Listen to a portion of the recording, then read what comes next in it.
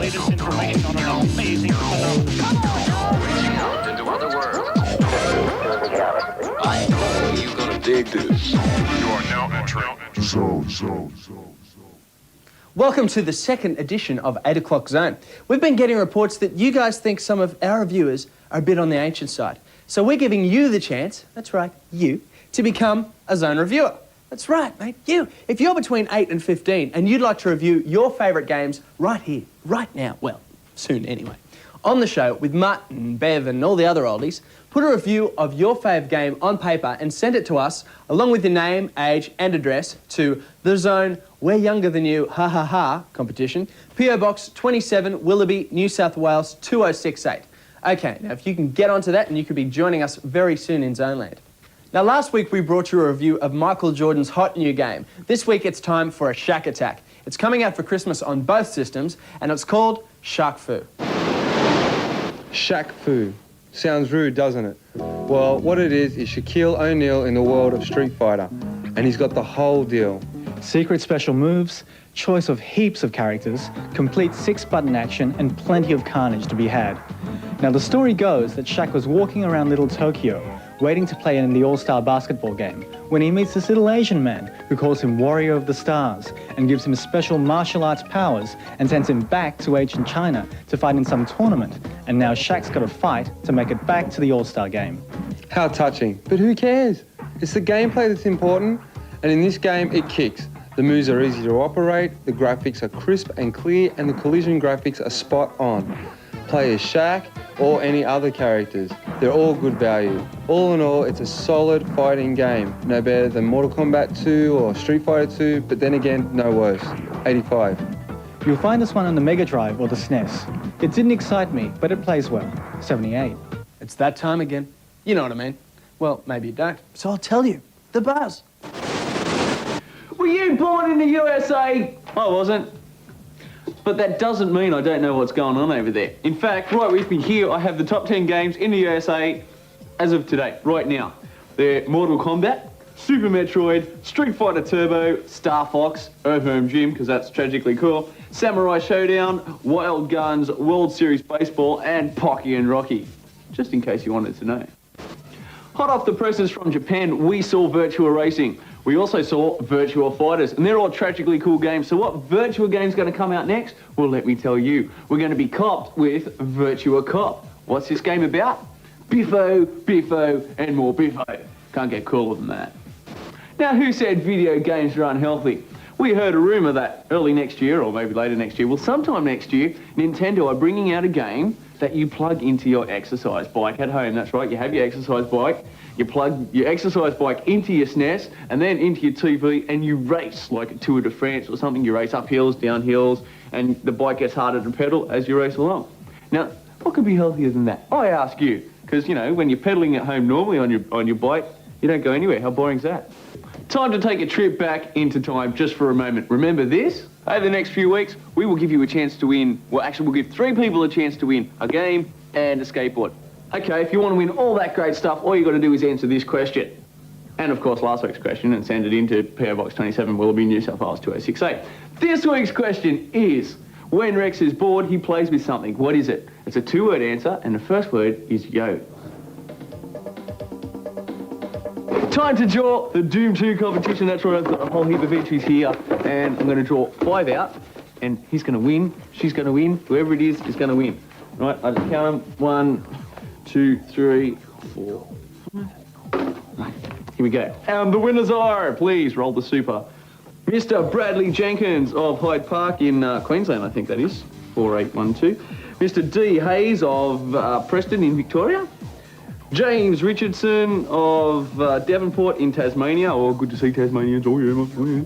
Darren Blaney of Ashgrove in Queensland. That's 4.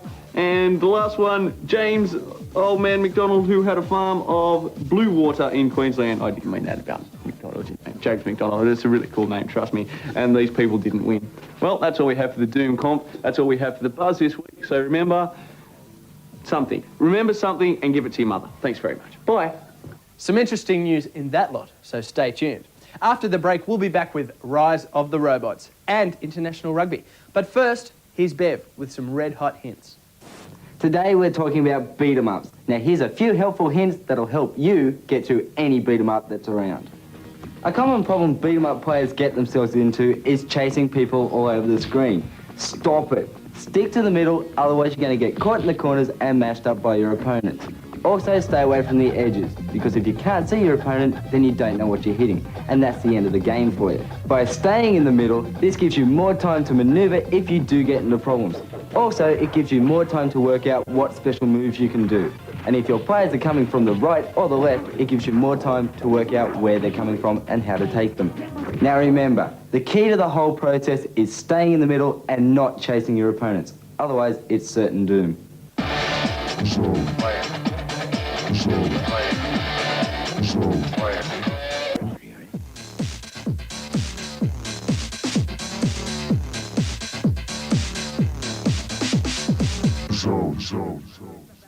American sports games have captured the imagination of you guys.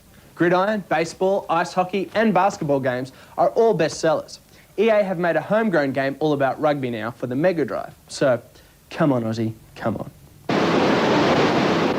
Taking a game like rugby and putting it into a video game is a pretty big task, and games before this have failed miserably, but this one, by EA, definitely is a step in the right direction.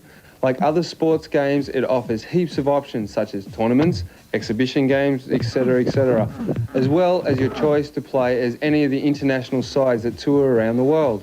It seems that they've based this game on FIFA Soccer. The way they've styled the graphics, the position from which the game is viewed, and the easy controls, and it seems to work really well. But don't be fooled, because this game is still very difficult to get a handle on. So if you're a sports sim nut, then this one is definitely worth the time it takes to learn how to play it, because when you get into it, it's just as much fun as soccer, hockey, or Madden football. A great effort by the guys and girls at EA, 78. After a while, it loses its excitement. Well, for me anyway. Still, not a bad game, 72. Time now to look at some of the accessories available in our segment called Stuff. When it's time to get down and boogaloo till you puke with your best friends, you've got to have the right stuff. So let's take a quick stock take of some multiplayer hardware. For the SNES, you can't go past the Hudson Soft 5-player adapter. This thumping piece of plastic will get you and 5 of your very close friends grinding away on games like NHL Hockey and FIFA Soccer. Or if 4-player actions a go, Super Bomberman and NBA Jam are good examples of games. And there's a rumour that a game called Street Racer will be coming out, which you can use this on, and it's going to be a Mario Kart type game except for 4 players. Now, that's what I call heaps of fun. Now for the Sega heads, there's 2 choices. The EA 4-player adapter will get Sports Billy and Sister Sue playing on all the EA released sports games such as hockey and soccer and the like, and the Sega Tap will get you 4-player action on games like NBA Jam, Gauntlet 4 and Micro Machines. Now this means if you've got a Mega Drive and a combination of EA and Sega titles, you have to buy both player adapters.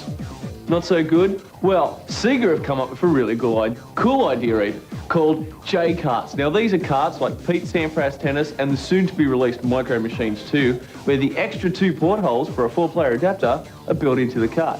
Now that's what I call a good idea. Here's a cheat for the maddest of bikeathons, Road Rash 2 on the Mega Drive. Enter this code, 0H4R550H. This will bring you to level 5, with $20,000 to spend, riding to Diablo. Now put the pedal to the metal, grind the bitumen, and shop till you drop on level 5. Okay, so not everybody likes some of the educational games that are available. But look at it this way. When you get down to it, some of them are actually fun and worth having a good look at.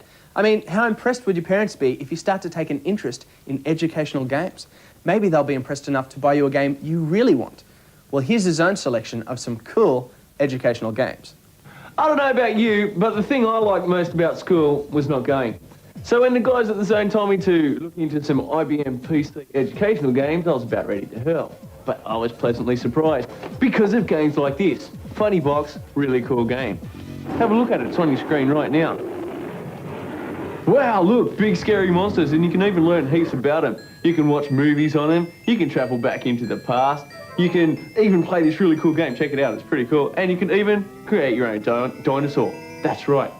And you get these really cool glasses. That's right, they make everything 3D. Look, I'm really here. Anyway, apart from that, you can get they've got heaps of other games, these plates. Knowledge adventure games, that's what they're called. They've got ones about the human body, the zoo, safaris, the space, under the sea, even one about bugs. That would be cool. Now, if more imagination type building educational games is the way you want to go, you want to build up your imagination. If you're a young'un, you want to be a writer when you grow up or something, games like this, Mind Games.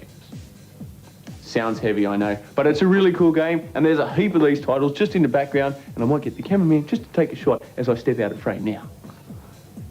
Cool, what? A lot of them feature really ugly people like this, so it looks like Bev on a bad day. These are really cool games as well, so go into your shop, have fun playing educational games. Hey, they can be fun. I'm being serious. We're down here in the games room again with a few more hints and tips on some of the tougher games. Now the one we have today is Sparkster. It's only new on the market, but it does have a few tricky bits, like the end level boss and a few things like that. So me and Mutt are going to show you how to get through it. First off, we've got the end of level boss for number 1. Now here, the best attack seems to be jumping and using your spin attack. This way you don't get hit by the swinging arms. But beware, when you defeat the first guy, there's a second one. So just use the same attack approach and you'll defeat him quite easily. Next up, when you see these little switch screw-like things, use your spin attack to open the platforms near or around you, enabling you to pass through and find the areas that are further on.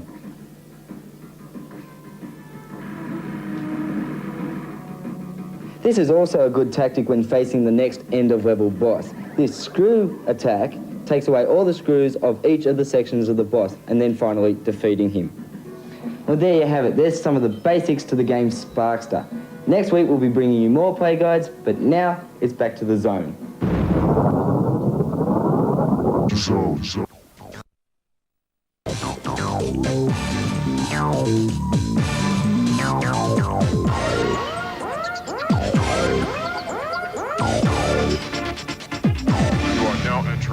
We've had loss of signal now. Rise of the Robots could just change the way we look at PC fight games. It's top of the range, so it's sort of like comparing a VW to a Ferrari. The makers of the game have poured literally millions of dollars into this project, so let's hope it was money well spent. Here's the first full rendered and animated fight sim on the PC, and it's called Rise of the Robots. But what makes the game so special is the graphics. I mean, just have a look for yourself. But what about the gameplay, I hear you ask? Bev? Well, you've got to be quick to get through this one. Each character has their own special moves and rating on abilities. You, being a cyborg, must infiltrate the enemy's hideout, take control of the main computer systems, and battle each of the robot mechanisms that are protecting the supervisor, who is carrying the deadly computer virus that is running the show. Each of these characters are fully rendered using shadows, lighting effects, and other sources to create a realistic, true-to-life creation on the screen. And when you have graphics this good combined with smooth scrolling and accurate controls, then you know you've got a winner, 92. There's 6 individual robots that you must conquer, and in 2-player battle mode, you can choose to be any of them, except of course the supervisor, who is the only character with morphing capabilities. This is a champion game, and in case you haven't worked it out by now, the graphics aren't too bad at all. 94. If you like Gauntlet 4, then you'd love this cheat. Well, password really. From the options screen, choose Quest mode and then continue a quest. Select Thor the Warrior and enter this password: YLOGJ4E97 X-TE868XOP W09 plus W3 plus CX1. This will give you 20,000 health points, heaps of items and access to the castle. So if you can put the whole password in before you fall asleep, well, you're laughing. Nigel Mansell's Formula One was one of the big racing games of 1994. Just in time for Christmas, he's back with his version of IndyCar racing. Playing this game may bring back some memories of games like F1 or Super Monaco Grand Prix, because the gameplay is practically the same. The graphics are good, with some visually pumped up background sceneries, but there isn't anything in this racer that we haven't seen before. If you haven't played a racing game before, or you found virtual racing too hard to get a grip on, Then this one's for you. You view the game from the cockpit of the car, you accelerate, you steer, and every so often you tap the brakes to make it around the corner. Hey, you can even pit in. All the tracks from the International IndyCar circuit are here, including Oz's very own Surfers Paradise course. But as you know, with IndyCar, half the tracks are just circles. It makes me dizzy. 55. It moves all right, it scrolls all right, and it's easy. In fact, way easy to get a grip on. Old news is no news. 65. The action is hotting up in the trivia challenge as we go online with our second grand finalist. Let the torture begin. Guess what, Muttlee? What, man? It's that time, mate. Ah, grand final time. Trivia quiz, and I've got David Sinot on the phone. Dave, yeah, it's Adam. Listen, mate, we've decided that with a last name like yours, you Take a journey through time, back to the lost segment. Right. Now, everybody knows about shareware. Right, Muttlee? Yeah, shareware. You know, like demo discs, they're real cheap. You can play a few levels, see if you like the game. Exactly. Everyone knows But about shareware has never looked this pretty, has it? it. No, Never looked this pretty, and that's why it's not shareware. In fact, it's called collectorware. See, Roadshow New Media have released a new range of products called Ram Gang. Scary title, I know what you mean. But anyway, this is the vibe. They've got their first 16, which Muttlee's just checking out there. And the vibe is, instead of just getting your old scraggy little disc, which doesn't have anything on it, you get a pretty disc with a pretty sticker. You also get really pretty covers. So you can stack them up so they don't look all worn and torn and thing, man. You've got the little picture. Not only that, but what's really popular these days? Cards. Cards. Everybody's collecting cards. So what have they done? They've thrown in each little packet, a card. You can collect so far all 16. There are 16 titles. There are going to be heaps more. So far, it's just, you know, a lot of the older titles that you've come to know and love, and you can get them in these little packs. Maybe you don't own them. Later on, they're actually talking with companies right now about getting products before they're actually released. So you can try them out pre-release, and then if you want the rest, you just pay an extra fee, okay? But anyway, the whole vibe I'm trying to get on here is that we've actually got 3 sets of 16 of the new Roadshow New Media Ram Gang products. 16 of them, if Muttlee keeps his hands off them. So basically, if you own a computer and you want to win one of the set of 16 Ram Gang titles, write into The Zone Roadshow New Media Competition, PO Box 27, Willoughby, New South Wales 2068, and we'll send you out some. If you win, that is, of course.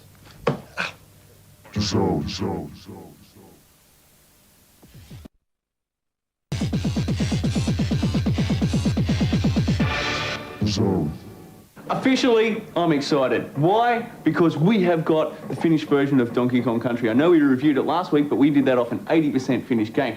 This, in Australia, like, have people in Japan got this? People in America? We in Australia are the only ones to have this game. That's right, because it was released first here, and so it should be. I've been playing this game, not for long, and this is the first level. This is huge. Last week we were unsure on things like why they give you 2 players. Well, now we know. They have different capabilities, each player. The small bloke goes quick and the big bloke, he just stomps everybody. Oh, he's pretty good. And see that? When one of them dies, the other one keeps going on. And then you run around until you can find another one of those DK barrels, and he comes back and you can use him all over again. It's huge. Now also, there's rumoured to be 1,100 even, secret levels. There we go. One, only 99 to go. And basically, these are just bonus levels. They're not too hard to get through. You just go through, collect as many bonuses as you can, and get out. Anyway, more on Donkey Kong Country next week, so stay tuned until then. Well, that's all she wrote for today, guys. Hope it was groovy for you, too. Next week, we check out Power Drive, Bloodshot, Ghoul Patrol, and another basketball entry called Awesome College Basketball Hoops. Huge name. And we'll also introduce you to 2 new hot reviewers. That's next week. That's The Zone. See you later.